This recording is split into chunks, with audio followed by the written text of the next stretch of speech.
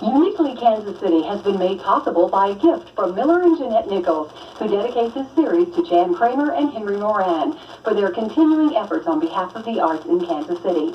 It is offered as a gift to our viewers in conjunction with KC 150, the Kansas City Sesquicentennial celebration. The producers wish to thank Paddock Productions for the high-definition television equipment used in making this series, and Joan Israelite and the Arts Council of Metropolitan Kansas City for their assistance. Something that I always am reminded of when I think about Kansas City and the beginning of its art is that it's really not all that old. You had culture and music and art appreciation. People with talents found ways to express that talent collectively or individually. One fork of art has the power to communicate. So it's kind of spiritual communion. The golden age of Kansas City happened during the 1920s and 30s, really. Ended with World War II. And that was the golden age.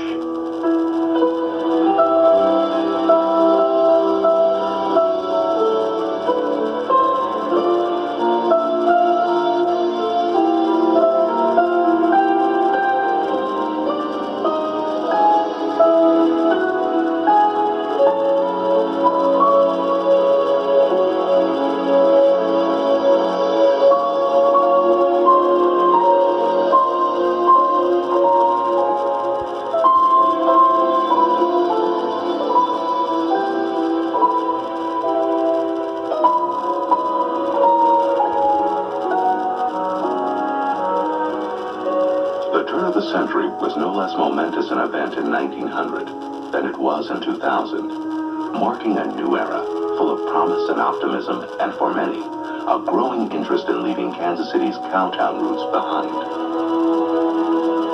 Already emerging as a center of business and industry, it was natural to think that culture could be centered here as well. Kansas City, way back at the turn of the century, was one of the big touring towns in the whole United States. Opera companies, orchestras, actors would tour here. There were 30 theaters in Kansas City. People would come in from Oklahoma, Arkansas, Kansas, to Kansas City for the theater.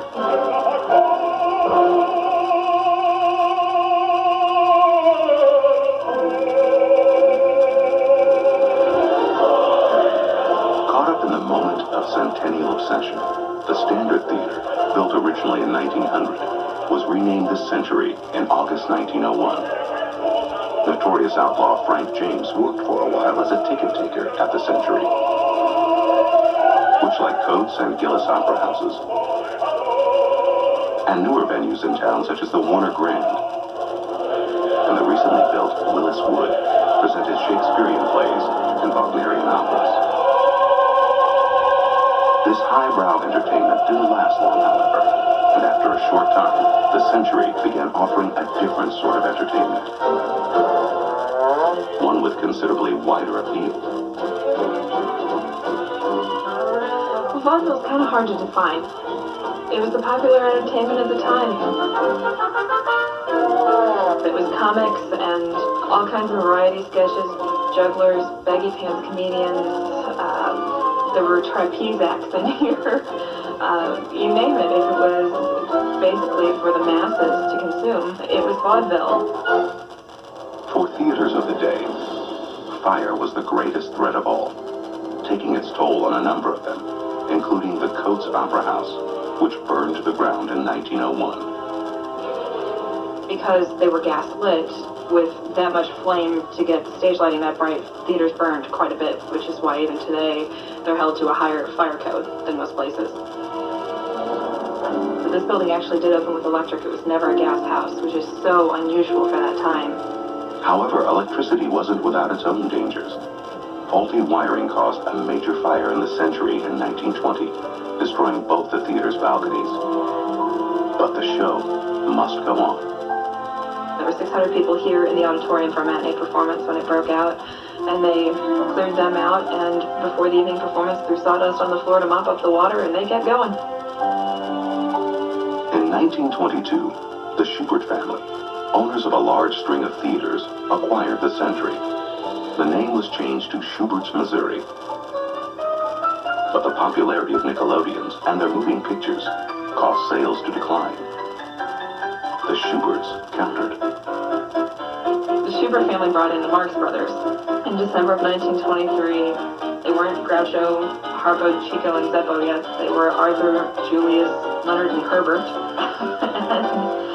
They came in and did a show called Alsatias. It was the first show to run in Kansas City for 3 solid weeks and even had a Christmas Day matinee.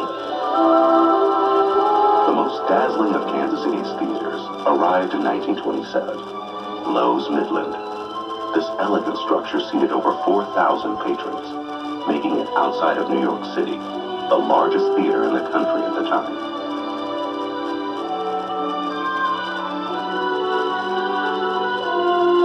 Many famous names passed through Kansas City theaters, including Will Rogers, Mae West, Red Skelton, Fanny Bryce, and Sally Rand, along with the Dancing Astairs, featuring a youthful Fred Astaire. Also performing locally were relative unknowns of the day, like Humphrey Bogart and Shirley Booth, better known as TV's Hazel. Theaters of the era were used for more than plays and comic reviews. Professional boxing was also a common presence. Jack Dempsey actually fought here on the stage. They did a fair amount of prize fighting here. And Jack Johnson, who was also one of the greatest boxers, fought here on the stage. Now, Jack was African American, and they would not allow him to stay in the hotel that adjoined the theater. Originally, there were 2 balconies. There was a manager's apartment between them, and he and his wife had to stay in the manager's apartment because the hotel wouldn't let him have a room. So, Jack Johnson slept in this theater. Segregation created a need for theaters such as the Gem and the Lincoln to cater exclusively to the town's black audiences. And while the performers' names were different, the acts were much the same. As the years passed, the popular entertainment at Kansas City theaters continued to change. Now, burlesque at that time was not what burlesque became. There were a lot of comics that, Burns and Allen were burlesque comics at one time. It was mostly for men. There weren't a lot of girls that came to see those shows.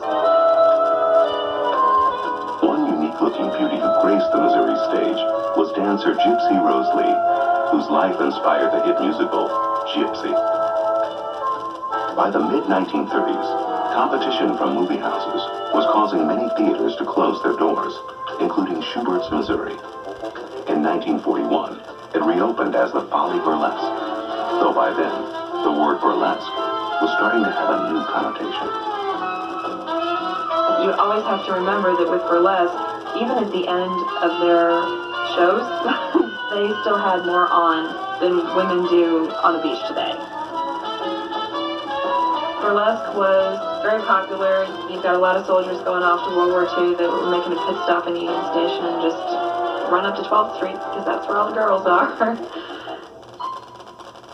The country's tastes in popular entertainment were shifting, making theaters that featured live performances more and more of a rarity. Some of them survived, some of them didn't. Many of them are being replaced by movie theaters. And we have a very active movie theater network in the area. In fact, Kansas City was the distribution center for most of the major studios. Kansas City's role as a film distribution center provided an opportunity for practitioners of a new art form, animation. The reason that Walt Disney and other animators were in Kansas City was that some of their work was actually leaders, the kinds of things that we see when we go to the theater and we're waiting for the main feature to begin, and you're seeing all these advertisements as slides projected onto the screen.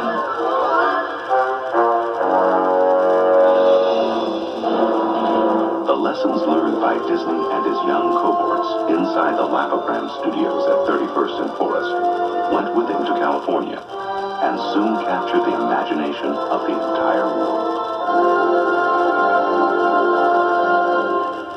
Other forms of popular entertainment continued to thrive. The Civic League assembled a brass band, which played in parks like its predecessors had done the century before. On the classical side, Carl Busch took over the reins of the Kansas City Symphony in 1911. Knighted in his native land, Sir Carl Busch conducted the symphony until 1918. Busch went on to become musical director and the first dean of music at the University of Kansas City. Another area music teacher, Nazareno de Robertis, formed the Kansas City Symphony Orchestra in 1920, as well as the Kansas City Orchestral Training School that same year.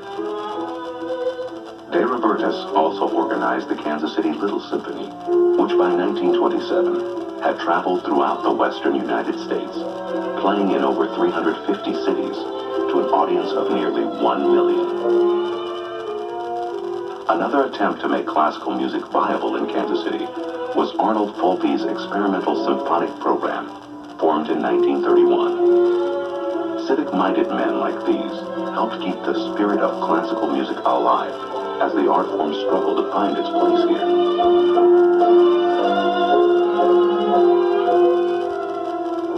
They had orchestras, but they weren't organized with a board of directors, and it was sort of, funded by a few people, I guess. It was Carl Kruger that formed the Kansas City Philharmonic. Carl Kruger came to town in 1933 from a conducting position in Seattle to help organize and lead the newly founded Kansas City Philharmonic. Here's the one where he discussed with the board, let's get an orchestra and hire young people on their way up. Kruger stayed with the Philharmonic for 10 years, but eventually, conflict with the board cost him his job. His successor brought a slightly different approach to the podium. He was replaced by Ephraim Kurtz. Kurtz was a ballet conductor, a flashy type. Kruger was a very solid and grounded musician, built a good orchestra. Kurtz was a good conductor, and people loved him.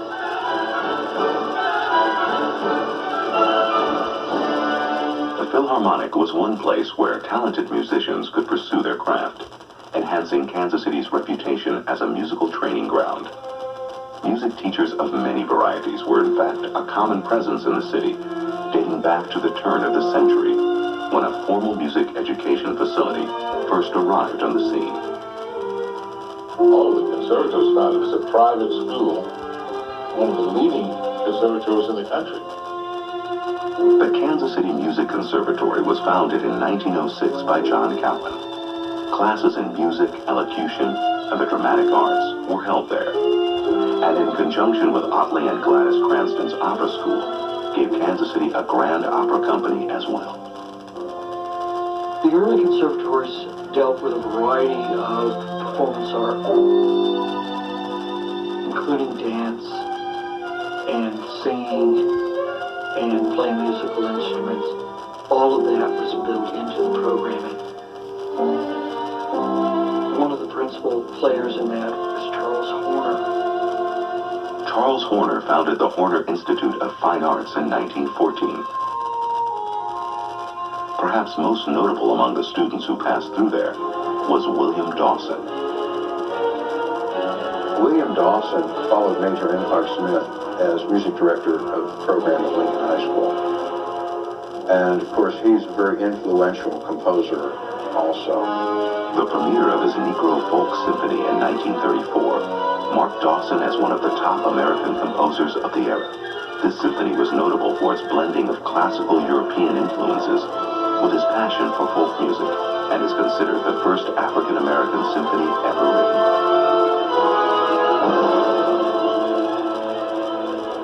In 1924, the Horner merged with the Kansas City Conservatory of Music to become the Kansas City Horner Conservatory.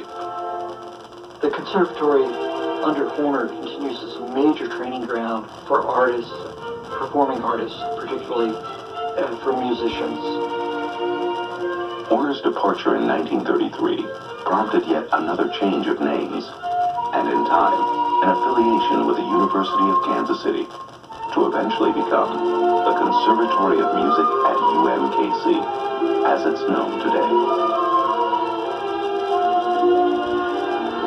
Thanks to its many schools and theaters, Kansas Cityans could easily experience the joys of a live performance, but there were far fewer places for them to encounter the visual arts, like painting and sculpture. On the horizon was a world-renowned institution, which, thanks to the civic-minded generosity of one notable Kansas Cityan, was about to come into existence.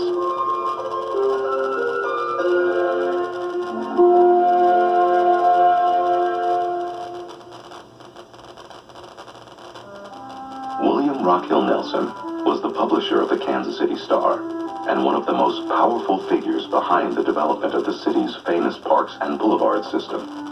But his influence hardly ended there.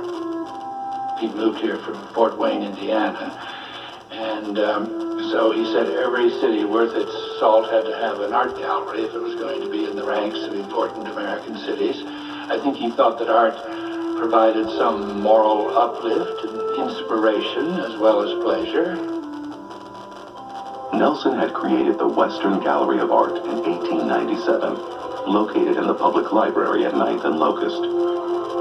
Following a tradition common among museums of that day, Nelson commissioned reproductions of great European art to be displayed in the gallery. I don't think he was an art historian or had any technical knowledge of art, but he was certainly very attuned to the role that art ought to play in the education of the citizenry. Nelson's motivation was that he was a booster for Kansas City. He wanted the city to have all the amenities that he thought it should have to make it a civilized place to live.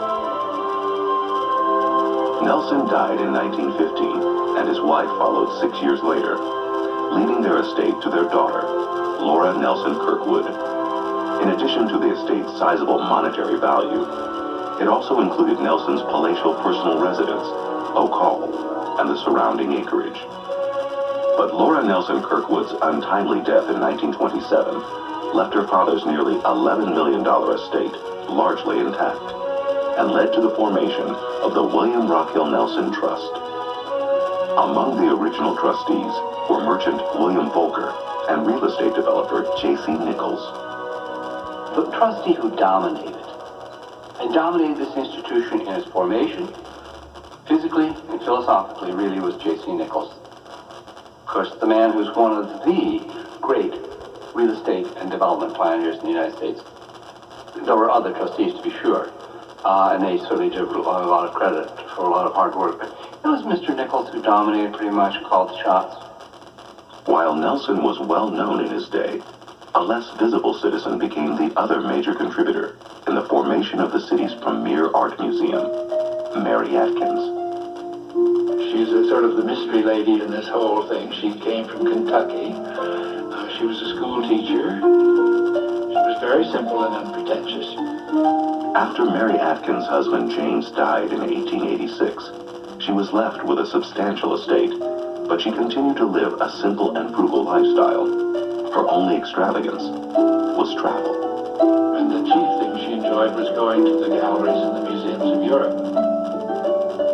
She thought how wonderful it would be for the people of Kansas City to have something like she was enjoying on her sojourns in Europe. And that apparently was what inspired her to leave part of her estate to create a gallery for Kansas City. Generous as she was, they really didn't have enough money to build the kind of museum that the city seemed to require, and they needed some additional funds. While the trustees of Atkins' estate wrestled with that dilemma, the Nelson's trustees were facing a problem of their own. All that money had been accumulating. Now, they couldn't spend it on the building, according to the terms of Nelson's will, but they had to spend it on art. The answer came by combining forces. So in 1930, on the grounds where Oak Hall once stood, construction began on the Nelson Atkins Museum of Art. Those trustees set out to build a museum that would have European art, American art, and Asian art, which I think was very enlightened of them. One of the more unusual aspects of the museum is the method that two groups of trustees employ to allocate the shared space.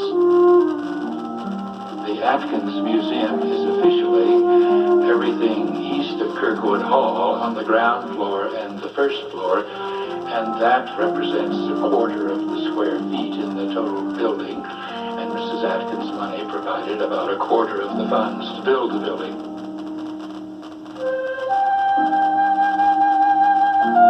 From the point of view of the public that functions as one building, it was an excellent idea to combine the Atkins and Nelson interests.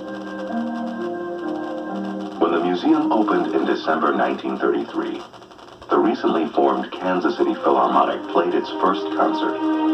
The opening collection featured over 5,000 objects, including paintings by Pissarro, Monet, and portraits by various Dutch painters, including Rembrandt.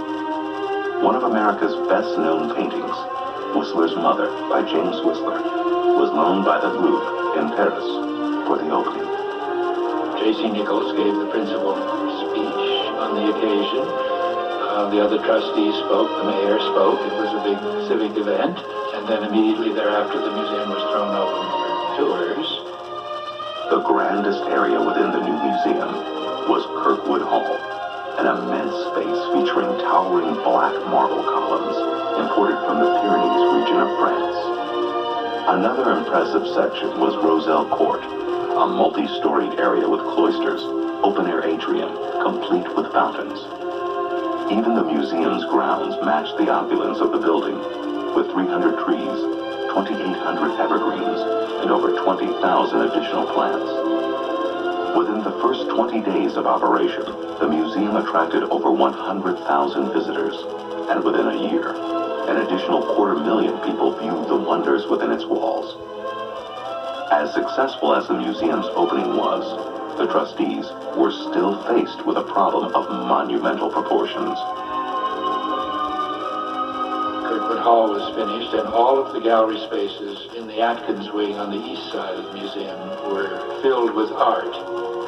The west side was a big shell. There they had this enormous building of 232,000 square feet, filled with what were going to be empty galleries unless they got cracking and found some art to put in them. They didn't have anything. They had to buy it all. Fortunately, they had the money and the advisors. Opportunity, good advisors, money. They bought up the art market in the depth of the Depression.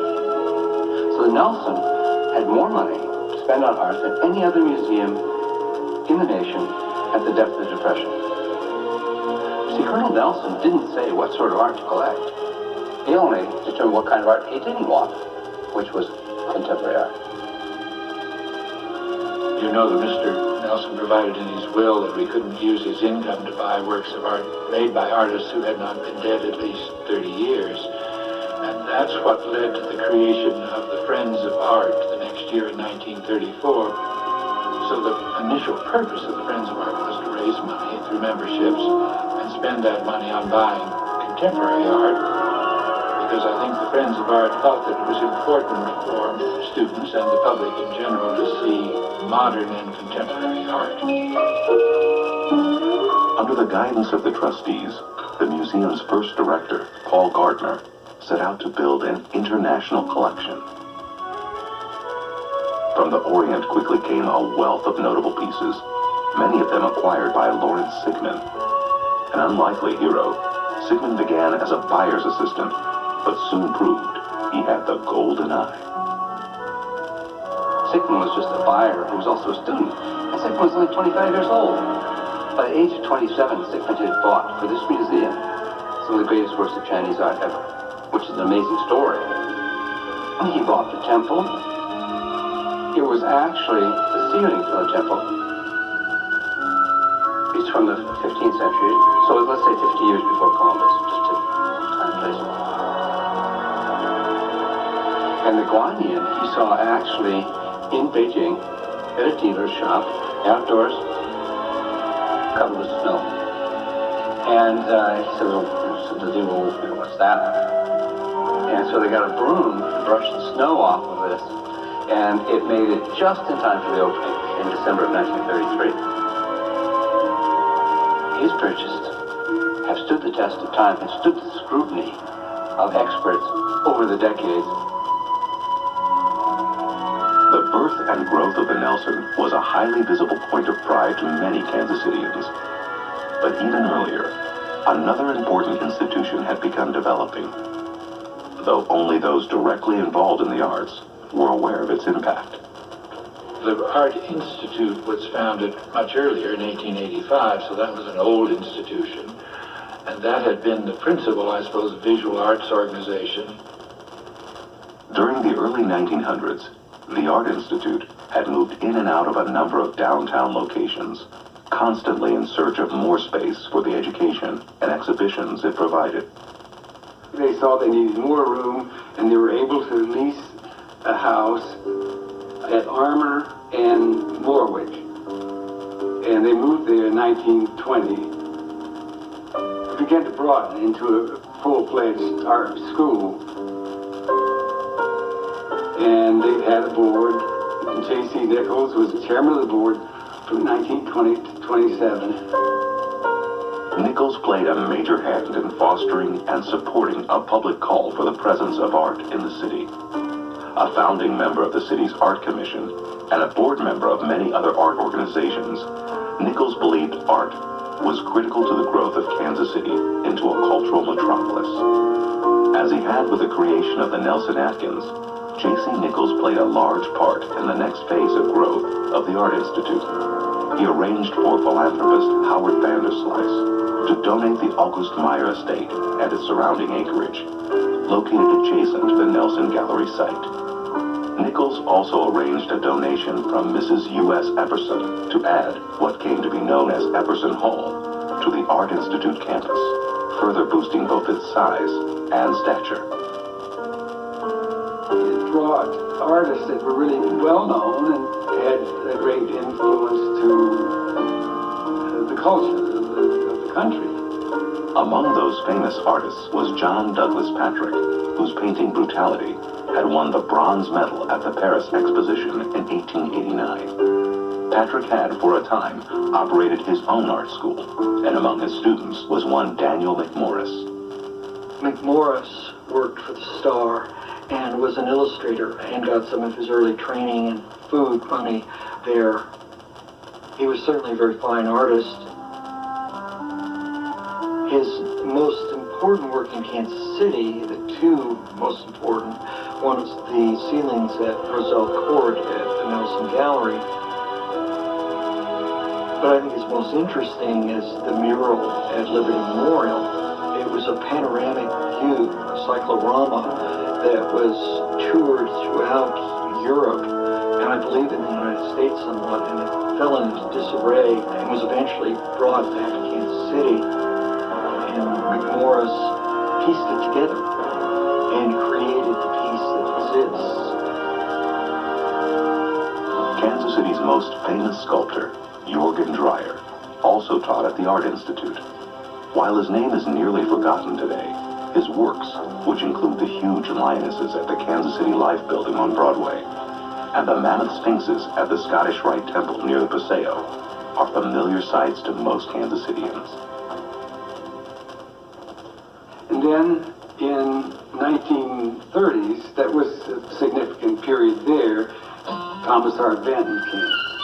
And that was a very important time for the school because it gave the school national attention, national recognition.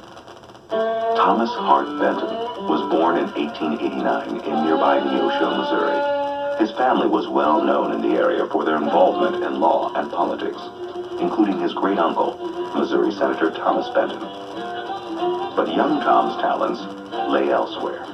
Benton spent time in Paris and New York, along the way becoming the best-known muralist in America. Benton was at the center of the American art world in the 1930s. He was able to straddle the fine arts world and the more popular art world. Like Bingham, Benton was a genre painter too, in that he captured everyday life, also wanting to preserve and to show what American life was like in his own time. he was fascinated with film, and he also got to know many of the important individuals in the film industry in the late 1930s.